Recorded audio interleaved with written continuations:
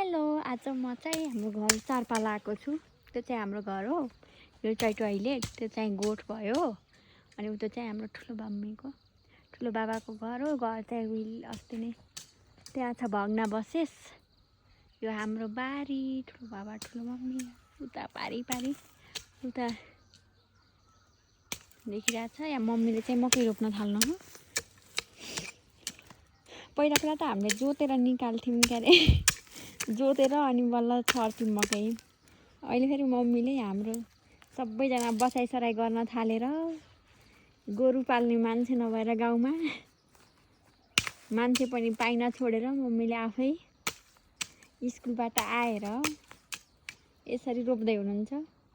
हिस्साले क्वाकेर मैले पनि एकछिन रोपेँ, त्यसपछि फेरि थकाइ लाग्यो अनि जान्दिनँ क्या। अनि त्यसपछि फेरि मम्मीले नै रोप्न थाल्नु। बाई, आजलाई यति।